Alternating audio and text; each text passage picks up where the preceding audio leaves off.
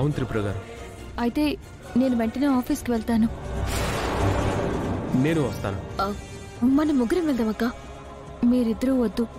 ఎందుకు వద్దంటున్నారు త్రిపుర గారు? ఎందుకంటే ఇప్పుడు మీరిద్దరూ బయటికి అంటే ఇంట్లో వాళ్ళు ఎక్కడికి అని అడుగుతారు. ఈ టైంలో ఆఫీస్కి బాలాగారి విషయంలో వెళ్తున్నాము అని చెప్పడం, ఆ అమ్మాయి విషయం చెప్పడం కరెక్ట్ కాదేమో. మన దగ్గర ఏ ఇన్ఫర్మేషన్ లేకుండా మీ ఇంట్లో వాళ్ళకి చెప్తే వాళ్ళు ఎలా రిసీవ్ చేసుకుంటారో. అందుకే మీరు ఇంట్లోనే ఉండండి, నేను వెళ్ళొస్తాను. సరే త్రిపుర గారు, బట్ మీకు ఏ నిజం తెలిసినా మాకు వెంటనే చెప్పండి. ఖచ్చితంగా. ఉంటాను. అక్క జాగ్రత్త.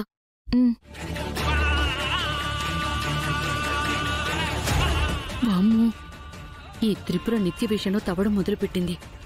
ఈ విషయం వెంటనే నిత్యకు చెప్పాలి.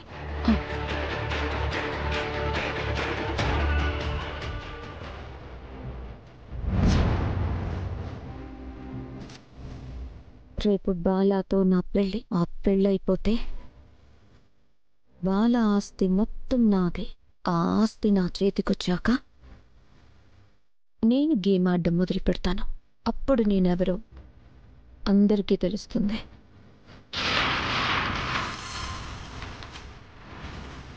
నిత్య, నిత్య, ఏంటండి? నువ్వు వెంటనే అలర్ట్ అవ్వాలి. ఆ త్రిపురకి నీ మీద అనుమానం వచ్చేసింది. ఏం మాట్లాడుతున్నారండి? త్రిపురకి అనుమానం రావడం ఏంటి? అది మీ ప్రేమ విషయం గురించి అనంత్కి ఫోన్ చేసి ఆరా తీస్తోంది. ఆరానేగా, తీనివ్వండి. ఏమవుతుంది? పిచ్చిదానా, ఆ త్రిపుర గురించి నీకు పూర్తిగా ఏం తెలీదు. దానికి ఆవగింజంత అనుమానం వచ్చినా అది మొత్తం తవ్వి నిజం తెలుసుకుంటుంది. ఇప్పుడు నీ విషయంలో అదే చేస్తోందది. ఆంటీ, నా విషయంలో జరిగిన గతం బాలాకి మాత్రమే తెలుసు. కానీ ఆ బాలాకి గతం గుర్తులేదు. ఆ గతం బాలాకి నేనుండగా గుర్తు రాదు, రానివ్వను.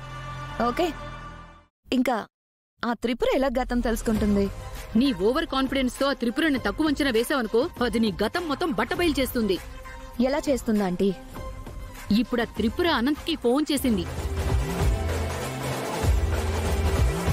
ఎవరో ఒక అమ్మాయి బాలాగారిని ప్రేమ విషయంలో మోసం చేసింది.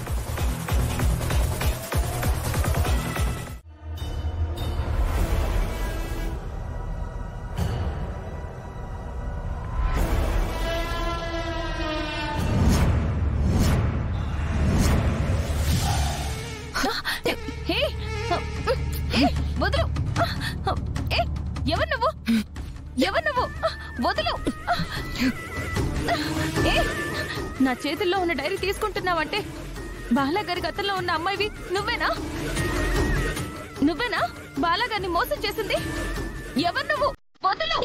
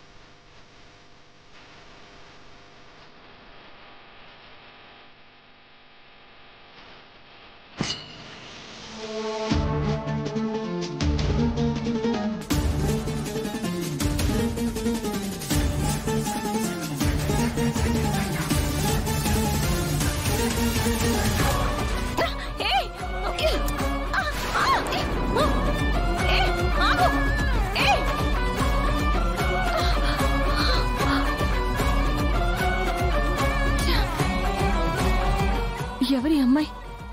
నేను ఇక్కడికి వస్తున్నానని, డైరీ చదవబోతున్నానని తనకెలా తెలిసింది?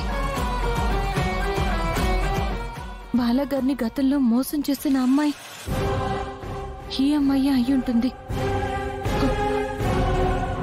ఖచ్చితంగా తనెవరో తెలుసుకోవాలి.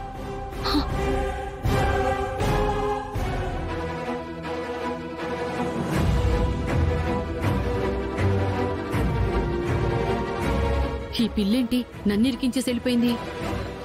ఇప్పుడు ఎలా? అమ్మో, తలుపు తెరిచి ఉంది. ఎవరైనా చూసారంటే నా కొంప మునిగిపోతుంది.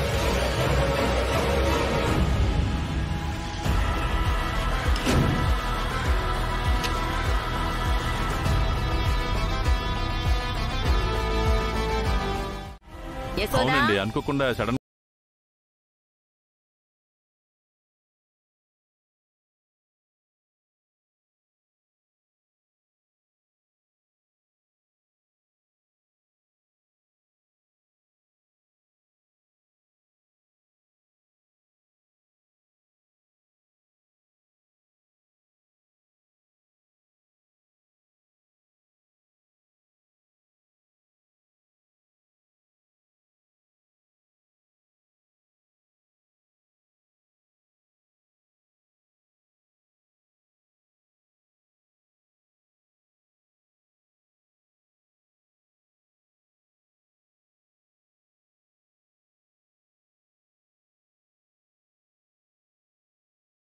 చేయాల్సి వస్తుంది.